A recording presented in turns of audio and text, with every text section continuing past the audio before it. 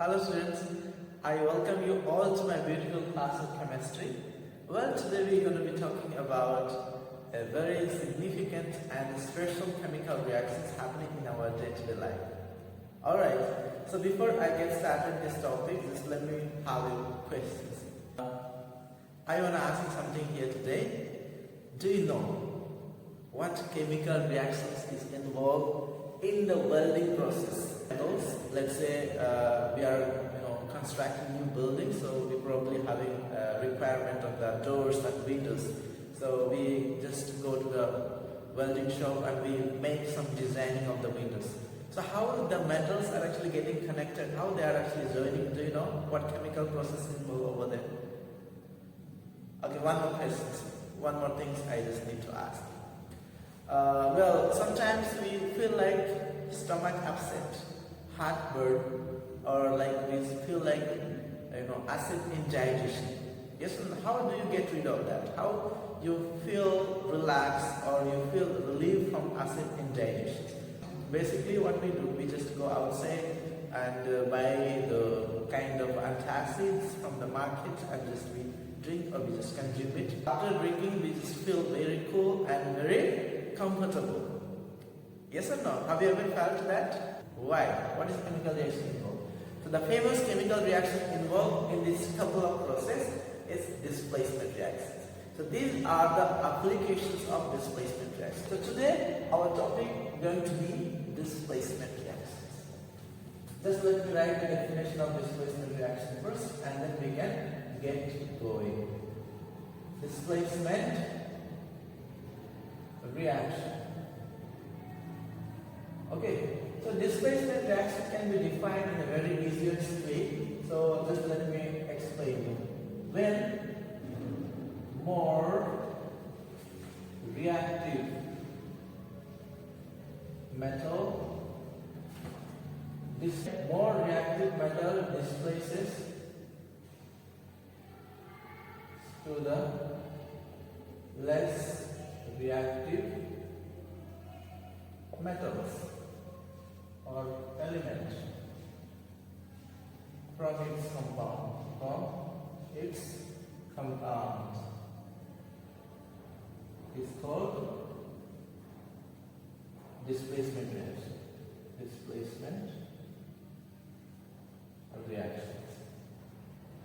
Is it clear? This is a quite simple definition.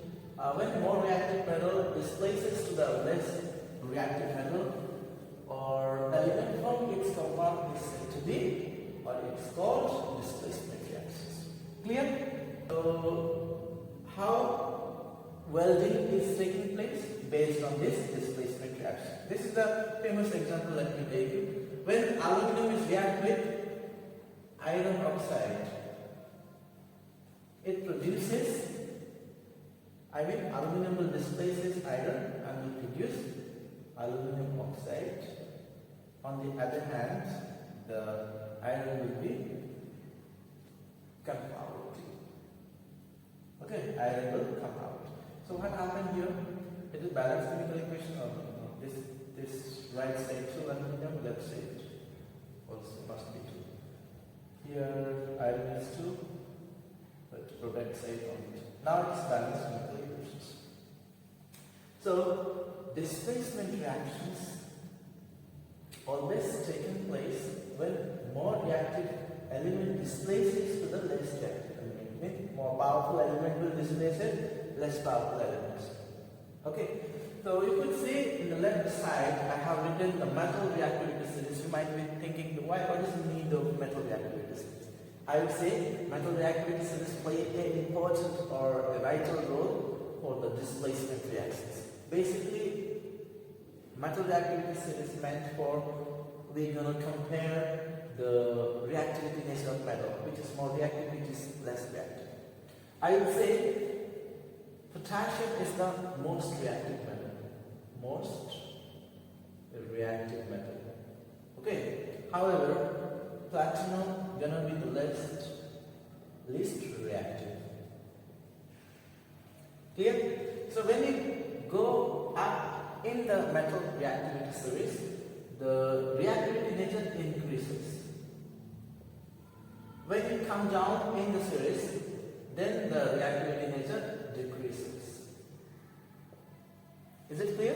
When you go up in the series, the reactivity nature increases. Therefore, potassium is the most reactive element or metal. When you come down in the group, the reactivity nature decreases. Hence, platinum will be the least reactive metal. So, potassium is more reactive, then sodium, then calcium, and so on. So, in order to remember this series is, you have to remember in a sequence, in a proper position. Therefore, it seems to be like difficult for the students to remember. So, what I did, I made a mnemonics, I made a simple story. So, it's an easy trick to remember the series in a sequence. Okay, so what I did, for potassium, I just write place, sodium stop, calcium calling, and so on. So just let me read the story. How is it? Please stop calling me a careless zebra. Instead, try learning how copper slate, gold, and platinum. Okay, it's a very interesting and funny story. So this story will help you to recognize the element and its sequence also. Alright, now how this chemical reaction happen based on displacement reactions, and then we have to follow up the metal reactivity steps for every sort of displacement reactions. The aluminum is here in this compound, iron is a metal. Okay, look at the position of aluminum and iron in the series. So aluminum here and iron is there.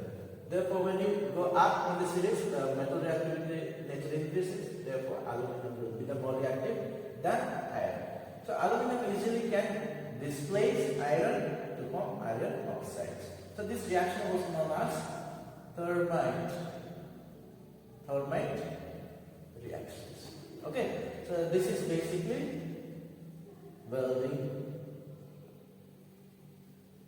Welding is joining two metals, right? Two metals we are combining. Another thing I just told you how the reaction takes place in our stomach, that whenever we feel like excess of acid, we drink some alkali kind of antacid. Take one example. Let's say this is the compound. This is called antacid. Okay, calcium carbonate is used as a very good antacid. This calcium carbonate reacts with the HCl secreted in our stomach. So when they are together, involving the acid-base reactions. When calcium carbonate reacts with HCl, it forms calcium chloride. From carbonate, carbon dioxide gas will come out, and here one oxygen, here one hydrogen. So water also will be produced. So it looks like acid-base reaction. This is also known as acid-base reactions. However, it comes through the displacement process. Alright, so in this compound, hydrogen element is there. In this compound, calcium element is there. So look at the place of calcium and hydrogen in the metal reactivity series. Metal reactivity series, calcium place is here. However, hydrogen place is somewhere here. So as it is top of the calcium is the top of the metal reactivity series, so it's more reactive. The calcium can easily displace hydrogen and form calcium chloride, carbon dioxide gas, and water. So this is called antacid. This calcium carbonate react with hydrochloric acid, form calcium chloride, carbon dioxide gas, and water. Alright, so this reaction also through displacement reaction. However, it is known as acid-base reaction also. Okay, it is also known as acid-base reaction because the salt is formed and water is produced. Therefore, this reaction also said to be acid-base reactions. Is it noted? Let me write for you one more equation. Let's say if I write here iron react with copper sulfate. Okay. Now can you look at the series, what will be the product here? Look at the iron metal and copper metal here. In this compound, you have to find for metal. So copper is a metal here and this is the iron. In the metal reactivity series, the place of iron is somewhere where it is place of iron. This is the position of iron in the series, whereas copper position is somewhere here. Okay, so the copper is here, iron is here, so iron is displacing the copper to form. Now copper will come to this place, so it will become iron sulfate, and this copper will come out. Simple. This will be the product of this equations. Alright, but is this reaction possible? Tell me. When copper reacts with iron sulfate, is this reaction possible? Yes or no? This reaction not possible. Why? Because copper is actually less reactive metal. It is less reactive metals and iron is more reactive metal. More reactive metal. Therefore, you should just have a check in the metal reactivity series also if you have doubt. Copper position somewhere here. This is the copper place. Iron place is here. So when you go up in the series, the reactivity increases. Therefore, iron is more reactive than copper. So here, iron, this is the copper, this is the iron. So here, copper cannot displace iron because iron is more reactive.